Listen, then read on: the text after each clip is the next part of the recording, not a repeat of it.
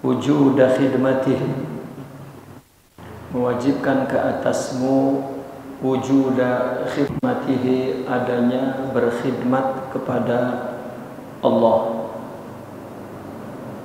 Wa ma aujaba alaika, tidaklah Allah mewajibkan kepadamu fil haqiqati, pada hakikatnya sebenarnya, illa dukhula jannatihi, melainkan untuk masuk ke surga Allah.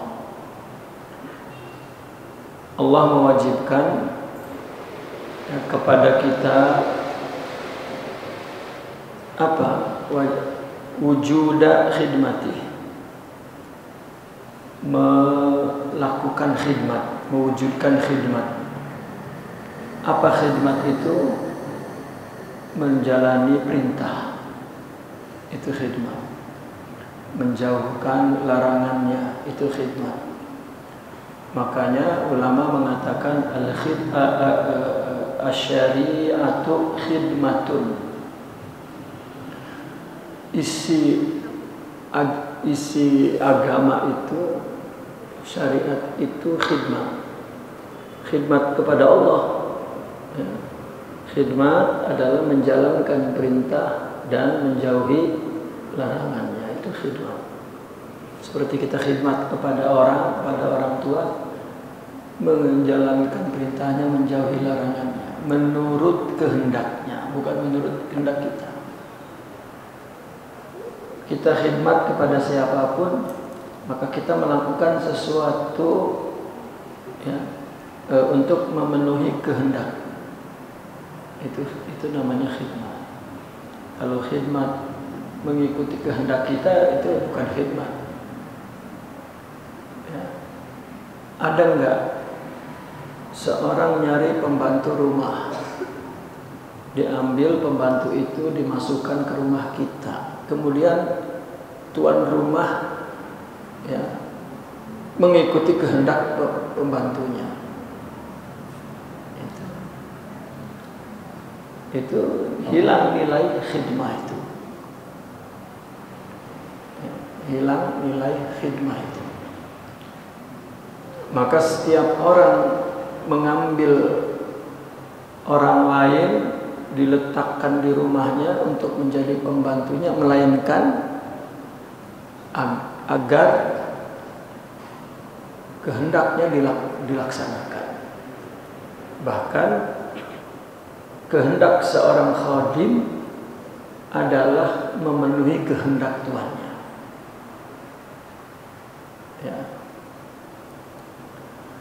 Nah, kita diwajibkan oleh Allah melakukan khidmah itu. Nah, yang diperhatikan di sini, kenapa diwajibkan? Itu.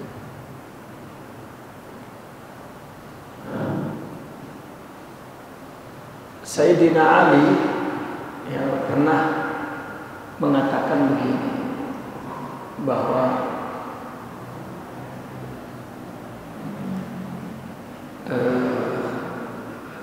ada yang bertanya begini,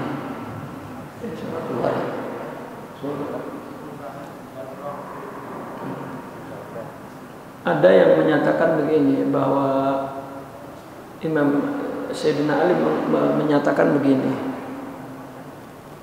aku ibadah ini bukan karena Allah beri surga, bukan karena takut neraka. Andaikan Allah tidak membalas semua ibadahku dengan surga, atau tidak mengancam dengan neraka, aku tetap melakukan, karena ibadah ini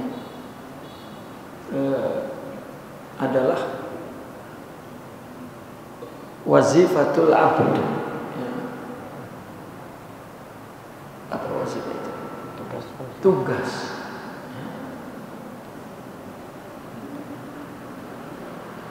Namun, kenapa Allah wajibkan? Gitu. Dan kenapa Allah kasih surga? Gitu. Karena kalau tidak diwajibkan, wajib ini kan umpama rantai yang membelenggu dia. Ilustrasinya begini wajib. Orang kagak mau, diikat tangannya, diikat kakinya, diseret. Ayo, ini namanya wajib. Awas kagak mau gitu. Surga neraka ini rantai. Ya, rantai. Gitu. Kalau enggak digituin, enggak ngelaksanain. Kayak mahasiswa dah. Awas kalau nggak datang ngaji nilainya rendah. Mau haji dah. Ini adalah karakter nafsu. Padahal nanti baru tahu bahwa ilmu itu penting, ngaji itu penting. Nah kalau udah tahu begitu, marah dipaksa, gitu. Kayak siapa pakai maksa-maksa gitu. Gue juga udah tahu. Namun bagi orang yang lemah, bagi orang yang bodoh, bagi orang yang tidak mendapatkan cahaya Muhammadiyah kalau dalam Islam, maka dia memandang ibadah itu surga terus, surga neraka, surga neraka. Padahal Allah tidak mewajibkan masuk surga, tidak. Karena Allah ghaniyun 'anil 'alamin. Kalau misalnya tuan tadi yang mempekerjakan orang, dia perlu kepada orang itu. Seperti orang yang punya pembantu misalnya ya. Kalau lebaran pembantunya pada kalau lebaran pulang kampung namanya? Mudik. Itu pada keteteran. Ya, yang nggak pernah ke dapur megang kenceng jadi megang kenceng. Jadi tuan ini perlu kepada para pembantu yang pelayan, khidmah kan pelayanannya, perlu kepada pelayan. Nah sedangkan Allah ghaniyun 'anil 'alamin. Ketika kita melakukan kewajiban, sebetulnya yang perlu kepada perbuatan wajib ini kita. Ya. Maka fikrah yang kedua, kalau bicara surga, ya udah, bikin surga kamu di dunia ini. Ya. Surga itu kan masa yang di depan nanti. Kamu kalau misalnya mendengar perkataan begini, jangan pikirin masa depan kamu. Ya, semuanya udah diatur sama Allah. Terkadang itu akal menolak. Jadi kita nggak ngapa-ngapain, katanya begitu. Salah persepsinya. Padahal penjelasannya bahwa masa depan itu tidak ada. Saya sering mengulang-ulang itu. Yang kita sebut masa depan itu sekarang pada waktu itu. Kita hidup ini hanya fil waqti, bil ani, sekarang aja. Ya. Nggak ada waktu yang boleh kita kunjungi, ya, yang di depan dan tidak bisa kita kembali ke belakang. Kita hanya sekarang. Lalu ada orang sekarang mikir masa depan. Itu nggak ada akalnya. Ya, nggak ada akalnya. Jika dia melakukan sekarang yang terbaik dan terus begitu prinsipnya, maka jika dia melewati sekarang demi sekarang ketika menjadi masa lalu, dia mensyukuri masa lalu. Bahagia di saat hari ininya dan memetik ya berbagai kesuksesan dari yang telah dia lalui, yang dia sebut sekarang itu masa depan. Begitu juga surga. Kalau kita pengen surga, bikin sekarang. Katanya kalau orang sholat, dia membangun dinding-dinding dan tiang-tiang istana. Istana dia di surga. Kalau puasa, membangun tembok-tembok istana dia di surga. Kalau zakat, memberikan paku-paku dinding agar kuat. Katakanlah kalau sekarang beton-beton. Ya, kalau haji dia bikin kubah-kubah yang indah. Kemudian zikir itu menanam taman-taman indah di sekitar. Terus ada perbuatan-perbuatan lain yang pahalanya adalah istri-istri di dalam istana itu. Widih. Berarti yang kita lakukan ini sekarang kebaikan, itu kita lagi ngebangun surga. Jadi kita perlu kepada perbuatan ibadah ini, yang di sini diistilahkannya dalam tasawuf khidmah. Jadi khidmah itu melakukan sesuatu bukan untuk orang lain, untuk dirinya sendiri. Gitu.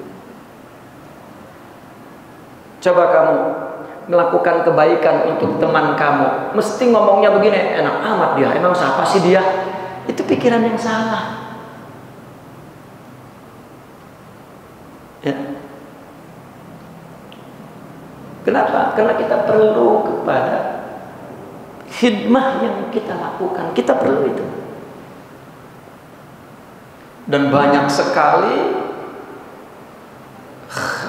khair, ya, kebaikan.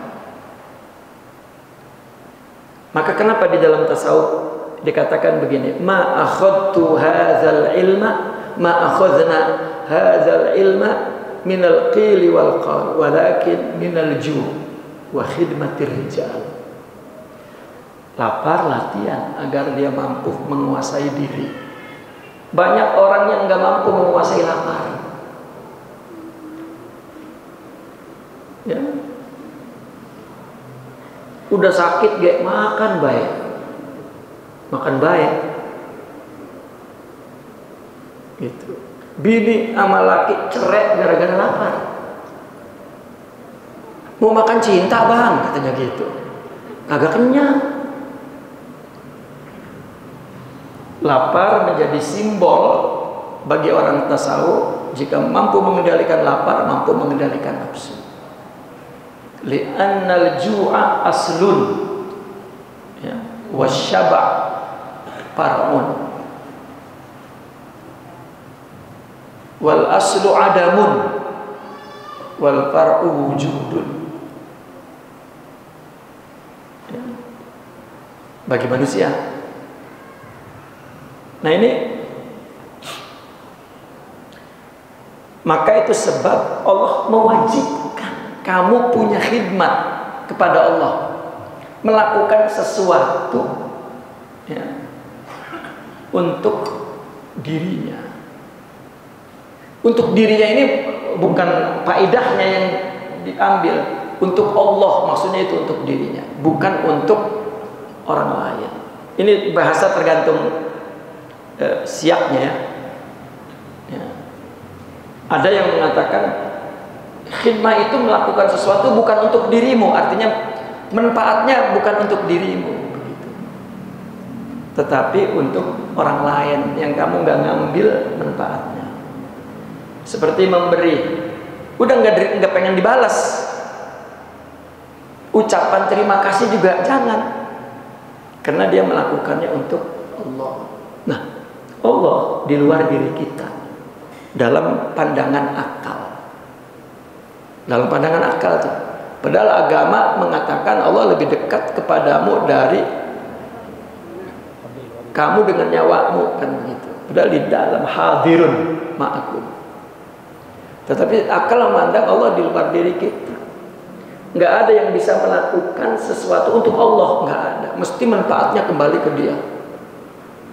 Nah, khidmat itu kalau kita menggunakan bahasa melakukan sesuatu untuk selain dirimu, Nah, latihannya maka kepada orang. Kamu bertetangga, lagi nyapu depan rumah, tetangga kotor, sapuin. Ini sampai dibatasin lurus bener. Ya, takut banget tanah orang kesapu. Ya. Misalnya orang tua nyuruh laneng sekalian enak men dia. Gitu. Jadi khidmat itu melakukan sesuatu kalau dari satu sisi maknanya bukan untuk orang lain, untuk selain dirimu. Gitu. Nah, maka ibadah itu khidmat karena kita melakukan sesuatu ya, karena Allah, untuk Allah. Dan enggak ada kita mengambil manfaatnya, enggak. Gitu. Namun orang jarang yang begitu, maka diwajibin sama Allah. Salat wajib, puasa wajib, seolah-olah bangun surga ente. Allah enggak ngewajibin ngasih surga. Allah enggak mewajibkan dirinya untuk memberi surga. Ente yang bangun sendiri. Itu sebab ana wajibin nih ibadah nih, kata Allah. Karena ente perlu dengan ibadah itu. Ini namanya khidmat. Ya. Kita tadi khidmat kepada orang. Ya. Kita perlu kepada pembangunan, pembentukan, penanaman sifat karakter. Khidmat itu nanti jika sudah punya, karena kita sudah biasa melakukan kepada orang, enggak menerima balasan. Ketika sudah terbentuk sifat itu bisa kemudian ketika dia ibadah kepada Allah dengan karakter itu tujuannya. Ya. Lihat cerita orang-orang soleh, semua melakukan khidmat kepada orang yang enggak dikenal. Ya. Ada ceritanya khidmat kepada tetamu, ya, khidmat kepada tetangga, ya, sampai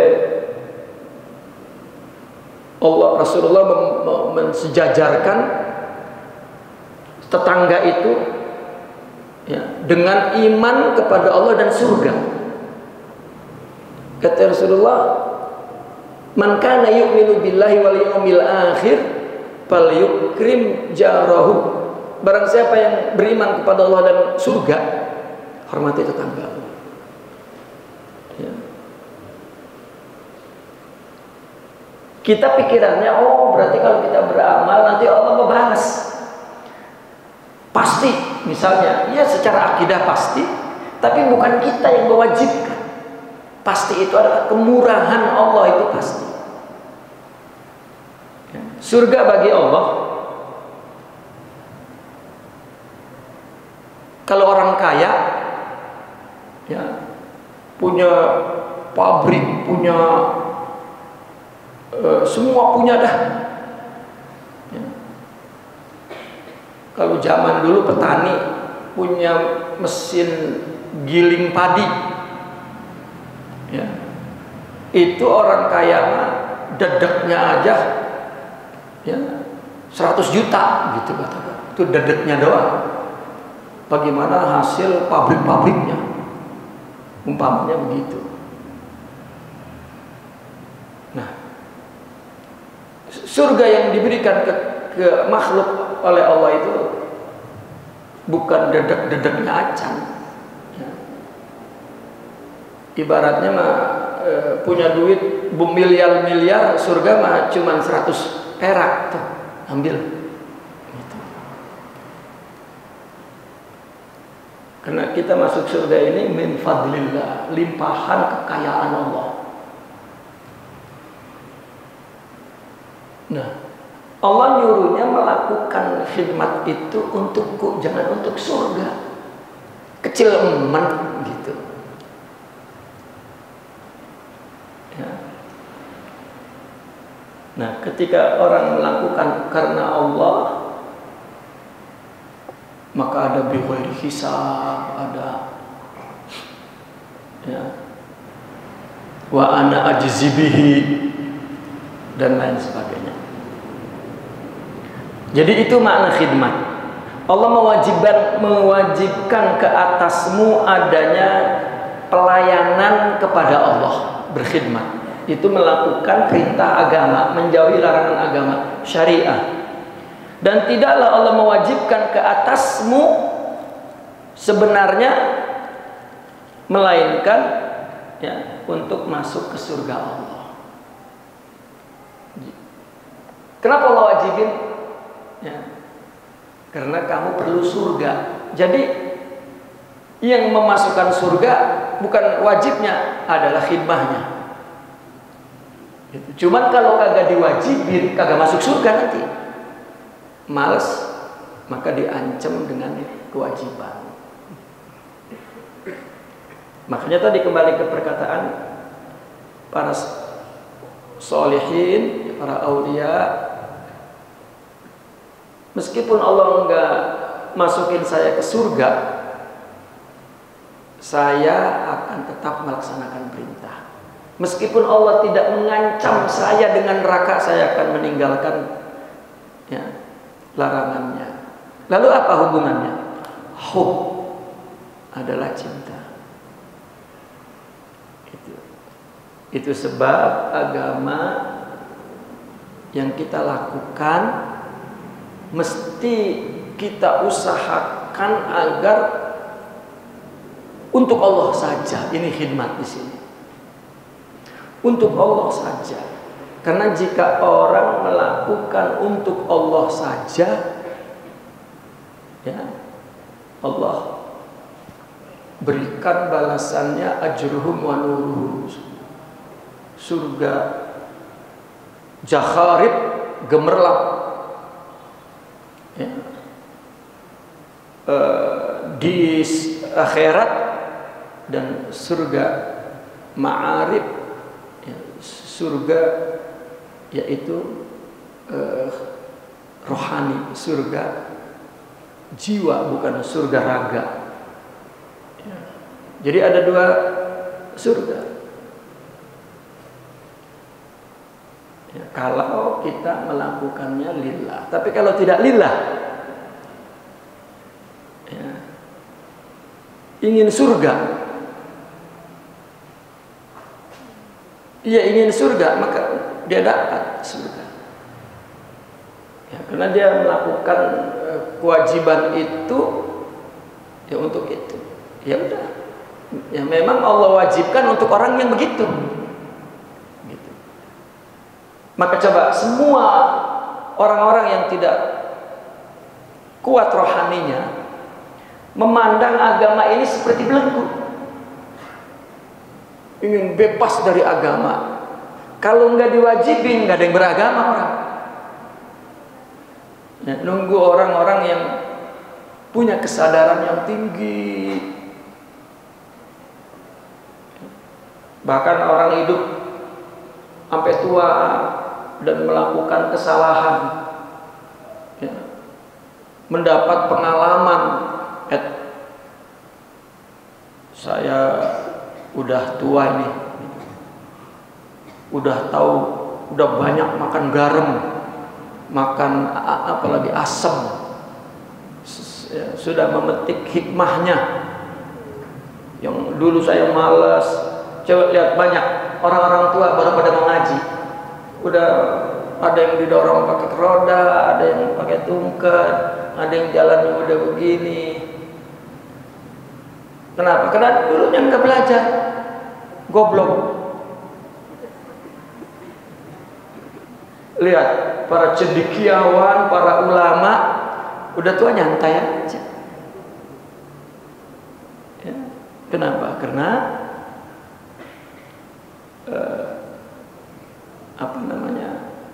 tidak menyesali masa lalu. Nih, itu sebab diwajibin. Nabi sampai nyuruh utlubil ilma minal mahdi ilal mahdi. Nuntut ilmu dari kecil, bukan kecil. Kalau kecil kurang kecil. Ya, dari kecil sampai mati. Maka saya Kalau ngaji sama kakek-kakek jadi masjid asal ngaji di pada nyender di sana. Nonton TV mah duduk nggak nyender pisan. Ingat bola itu aki-aki. Asal bae ngaji nyender di sana. Kata saya emang kita sedekah nih, ada berkatnya. Ya saya diundang ngaji di masjid. Gitu. Saya syaratin sama ustadznya ngaji duduk berhadapan, jangan pada nyender. Romanya benci amat sih sama orang ngaji, orang ngajar, nggak mau deket. Nonton film paling depan, nonton penyanyi mau berebut paling depan. Asal ngaji pada jauh, sampai aki-aki begitu tuh. Begitu ngaji aki-aki lah, Pak ngaji sini Pak. Itu dibilangin berkali-kali, diem baik. Kata saya, batu apa orang? Pak ke depan, diem baik. Untung saya bawa tongkat. Saya berdiri jadi kayak bocah TK depan Pak. Kalau enggak gua gebuk nih. Lu jangan merasa tua, tuaan mana sama ilmu? Kurang ajar lu. Wah, digituin mereka ke depan. Tuhan mana lu sama ilmu? Udah gua luluin, udah 60, 70. Ya. Jadi sombong sama ilmu duduk depan. Itu hatta ada tidak tahu ada mengaji. Nah itu orang kudu digituin baik. Kalau nggak digituin nggak baik.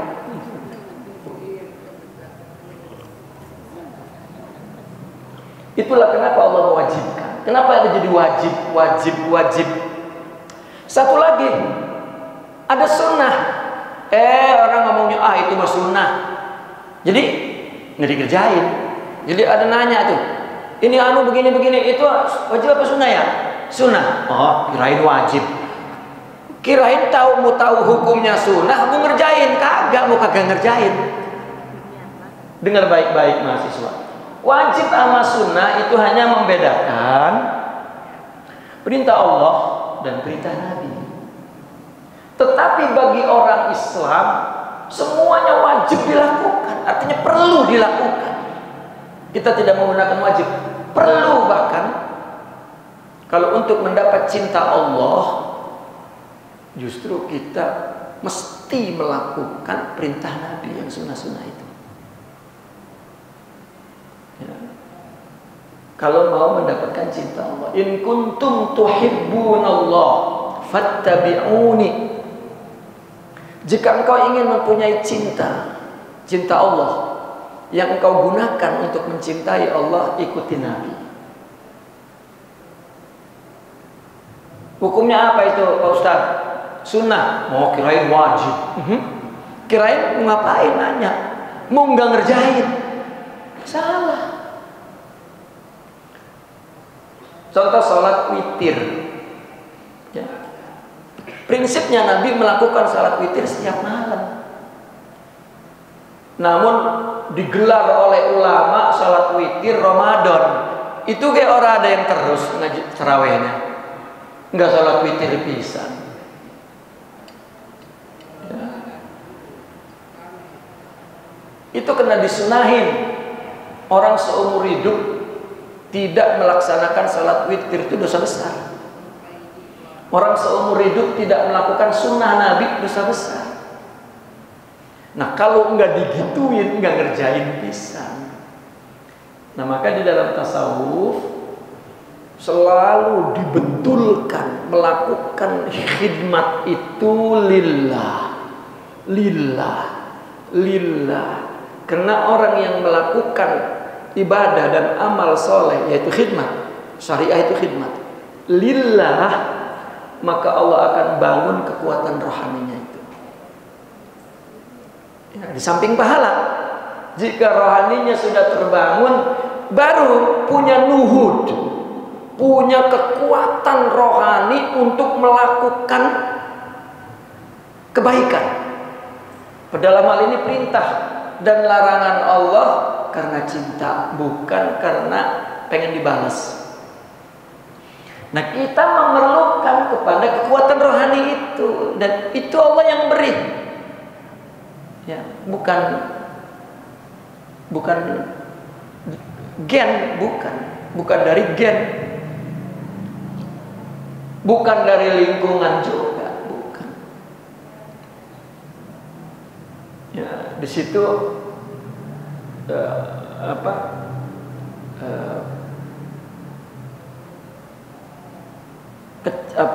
kurangnya orang memahami ya perkara agama ini.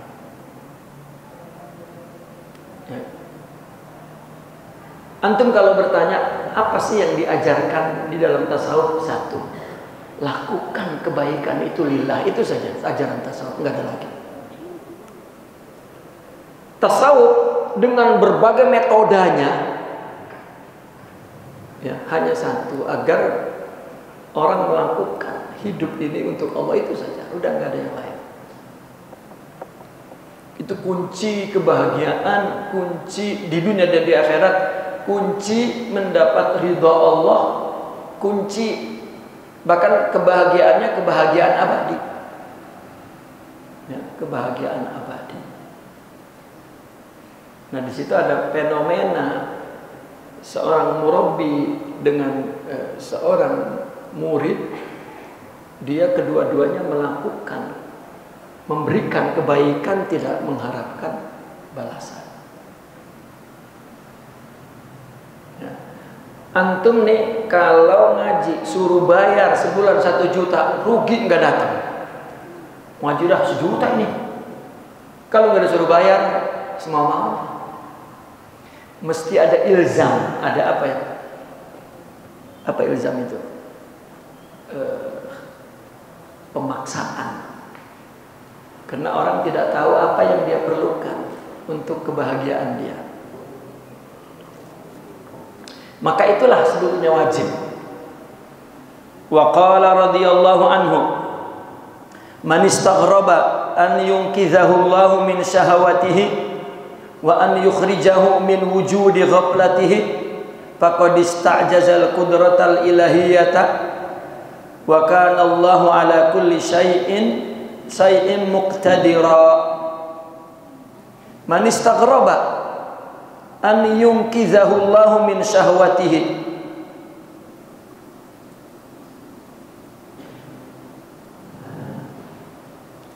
barang siapa yang merasa jauh ya, mendapat pertolongan Allah dari syahwat yang membelenggunya, dari syahwat yang memperhambanya, memperbudaknya,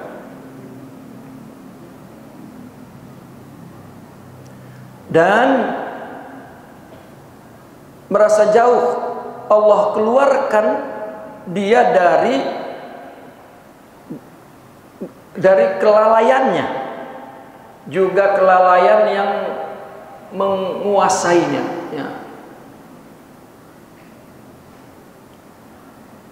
Maka ista'jaza, maka dia memandang, menganggap, menjadikan kudrah Tuhan, kemampuan, kekuasaan Tuhan itu lemah. Padahal wa kana Allahu ala kulli syai'in muqtadira, padahal Allah kepada segala sesuatu, terhadap segala sesuatu, muqtadira itu mampu ya. Jadi orang yang rasanya saya nggak bisa keluar dari syahwat saya ya, atau rasanya saya nggak bisa bebas dari kelalaian saya, ini namanya memandang lemah. Allah nggak mampu, karena yang mengeluarkan kita dari kelalaian, yang menolong kita dari tekanan syahwat adalah Allah. Para ulama, para aulia telah sampai kepada satu satu keyakinan ya, bahwa yang bisa melawan nafsu itu hanya Allah. Ya. Enggak, artinya kita perlu pertolongan Allah, begitu maksudnya. Enggak bisa orang tuh merenung, dia renungi kehidupannya, bagaimana dengan akalnya, seluruh kekuatan akalnya. Merenung itu kan menggunakan kekuatan akalnya agar dia bisa bebas dari nafsu. Tidak mampu. Hanya Allah lah yang mampu melakukannya. Dan itu juga merupakan metode tasawuf, bahwa ya, lakukan lillah, karena Allah akan berikan pertolongannya. Ya. Kita kan tadi sudah dijelaskan, orang yang luhur itu, orang yang tinggi itu imannya adalah orang yang ketika melakukan kebaikan sudah bukan karena apa-apa. Yang tadi, kalau nggak ada surga pun saya tetap melaksanakan perintah, kalau nggak ada ancaman neraka pun saya pun menjauhi larangan. Ini kan cinta, sudah tinggi akidahnya itu, imannya itu sudah kuat. Itu karena ada pertolongan Allah. Ya, itu sifat-sifat rohani dalam diri manusia, itu pertolongannya. Ya. Nah, untuk mendapatkan pertolongan itu kita disuruh berusaha melakukan kebaikan untuk Allah. Kita sebelum ini kalau tidak salah di sini kita pernah bahas, orang yang melakukan kebaikan untuk selain Allah, maka dia disebut ya, perbuatan baik itu untuk hawa. Gitu. Jadi orang yang melakukan untuk hawa itu bukan melakukan keburukan, kebaikan. Gitu. Maka man istaghraba, yani man istab'ada, atau ya, man istahalla, ya. Siapa yang menganggap mustahil, siapa yang menganggap jauh, siapa yang menganggap enggak mungkin, Allah menolong dia dari syahwatnya, mengeluarkan dari kelalaiannya, berarti dia telah memandang remeh kekuatan Allah. Padahal wa kana Allahu ala kulli syai'in qadir. Penjelasan-penjelasan ini dulu ya, saya sebelum masuk tasawuf itu baca kitabnya dulu dan ngedengerin penjelasan ulama tentang beberapa perkara. Ini salah satu masuk kepada pertanyaan saya dulu sebelum masuk tarekat. Ngapain baiat? Itu saya memahami baiat mungkin sama seperti orang memahami baiat. Tetapi setelah melihat penjelasan-penjelasan bahwa ternyata baiat itu jangan baiat lu, ntar kalau lu nggak ngelaksanain, wah meleduk, neraka lu, ntar gila lu, ntar itu melekat banget waktu kecil tuh, jangan masuk tarekat ntar gila. Itu melekat dalam pikiran saya tuh sejak kecil saya. Begitu saya paham, ya Allah ya Rabbi, pada gila nih orang gitu. Ya. Padahal Masya Allah, saya kemudian ketika yang mendapat pemahaman yang benar, itu nggak sabar tuh ingin baiat itu. Karena rupanya baiat itu adalah mengulurkan tangan kepada Allah agar Allah menolong. Kita udah jatuh, ngejoprak, udah lungsek, udah kagak bisa ngapa-ngapain. Lah kan perlu ada tangan orang yang menarik. Ketika ada ilustrasi pemahaman begitu, baru ya Allah. Namun betulkan dulu akidahnya, paham dulu. Dan ternyata ulama-ulama dulu sudah menjelaskannya. Karena yang terjadi orang bertarekat itu tarekat tradisi.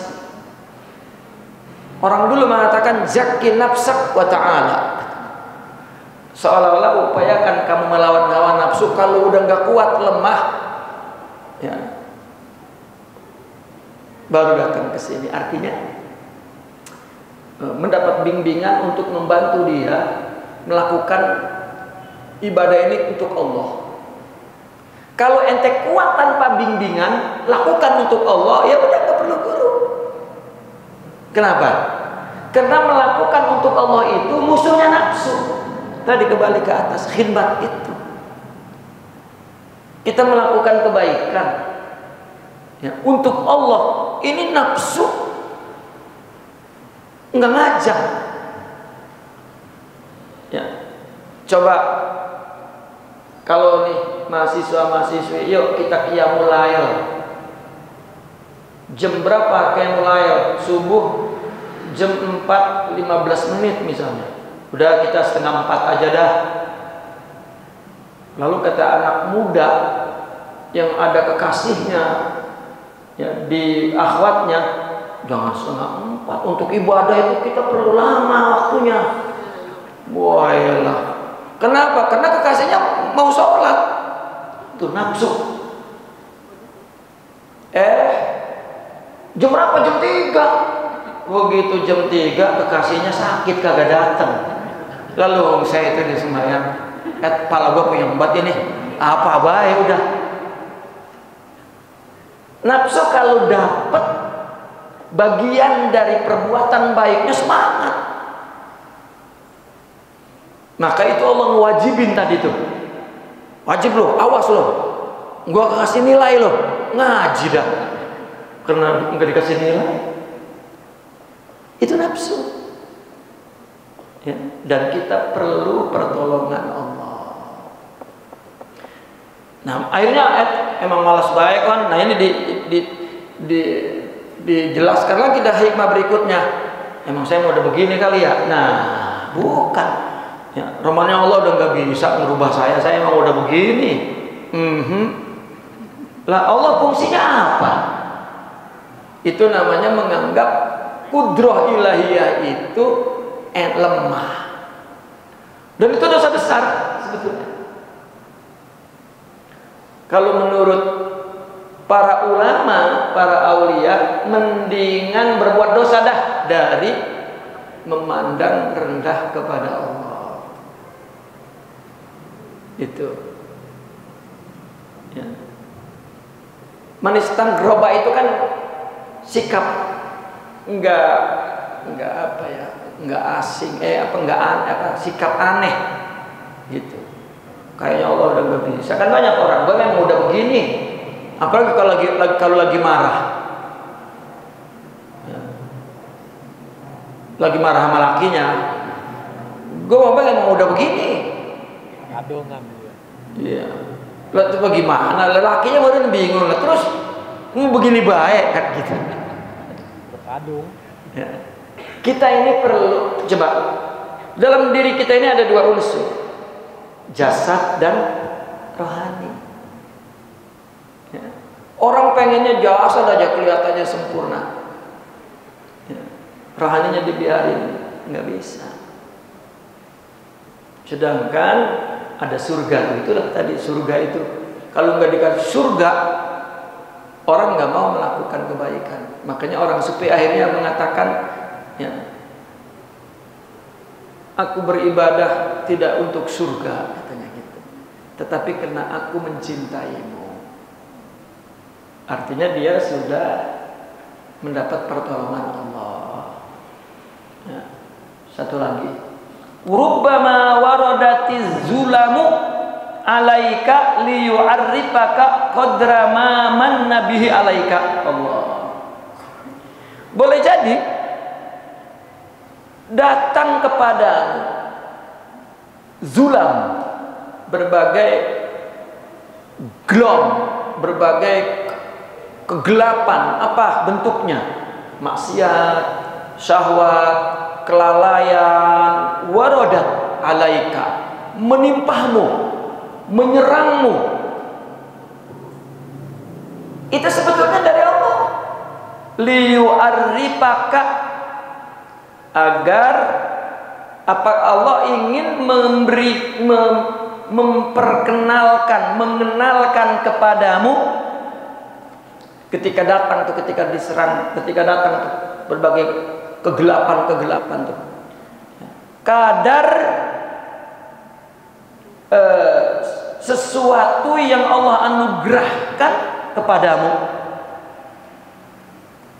Seperti misalnya orang sakit. Kenapa tuh? Agar ngerasa nyadar bahwa sehat itu nikmat. Ya, kalau nggak ada malam, siang itu nggak enak. Makanya Sayyidina Umar tuh pernah berkata, andaikan nggak ada waktu malam, saya nggak betah di dunia ini. Tapi pahamnya beda. Kalau kita mah nggak ada waktu istirahat, siang nggak seger. Ya, tetapi maksud mereka malam itu di akhir malam, kalau nggak ada di situ, waktu yang nggak ada siapa-siapa kecuali aku dengan engkau ya Allah, kagak betah itu waktu lain. Karena waktu lain sibuk dengan bini, dengan anak, dengan kewajiban macam-macam. Ya, artinya ada kesertaan makhluk. Nah, ketika datang waktu malam nggak ada siapa-siapa, dia duduk berdua di situ. Chargernya dan membuat dia semangat. Itu rohani. Sama dengan fisik. Kalau nggak ada waktu malam, siang, coba antum tidur begadang sampai jam 3, besok siang lungset. Ya, bangunnya susah. Coba kalau waktu malam istirahat, paginya semangat. Nah, maka syahwat, maksiat, kelalaian mungkin Allah datangkan. Sebetulnya Allah ingin memperkenalkan, memberitahu kepadamu anugerah, nikmat yang kadar anugerah yang Allah berikan ke atasmu. Ya. Bahwa Allah ingin memberikan kepadamu cahaya, ya, jiwa yang menghadap kepada Allah sehingga bersyukur kepadanya. Ya. Baru dia, ya, orang yang berbuat dosa tuh, ya kan? Makanya saya sering berpikir begini, ya Allah, orang berbuat dosa hidupnya, insaf, sadar. Yang sebelumnya misalnya ini geng-geng orang yang berbuat maksiat ini ngelihat ustadz, ngelihat orang soleh, gedeg be bawaannya, ya, sobat kayak malaikat baik gitu.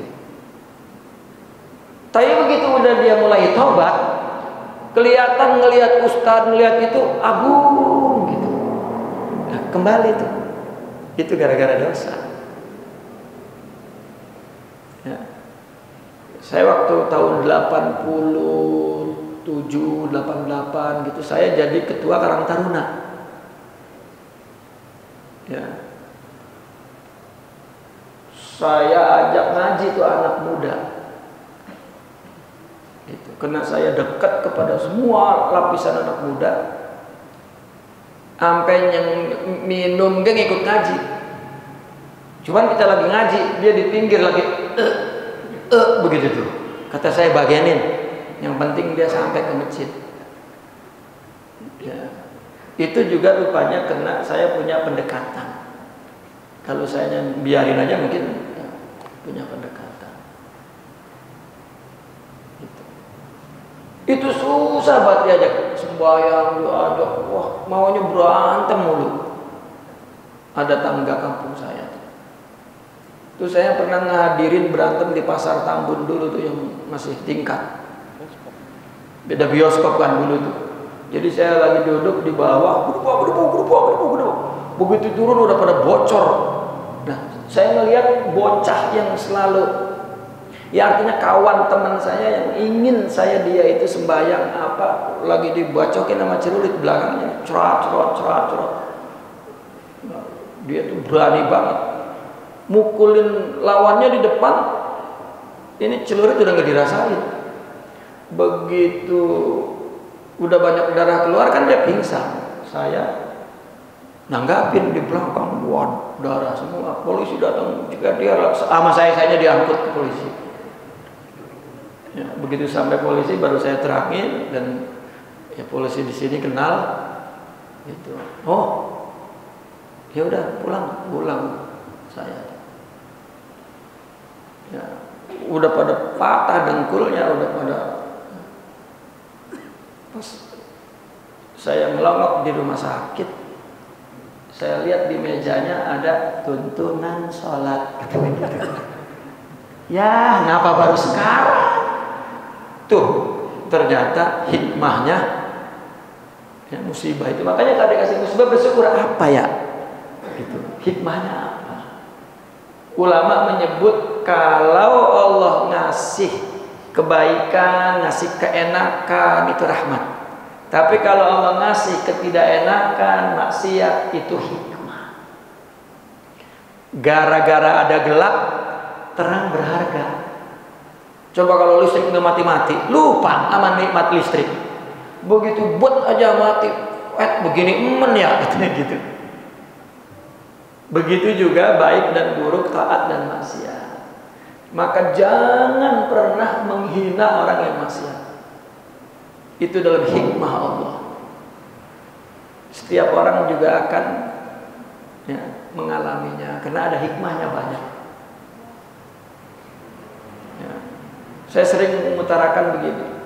Ada seorang yang soleh, ustadz lah soleh, wah Allah, semua perintah dilaksanakan, semua larangan dijauhin, akhlak baik, semua akhlak buruk dihindarin. Sombong. Ya, dia merasa tinggi dan orang rendah, akhirnya ditakdirkan oleh Allah maksiat.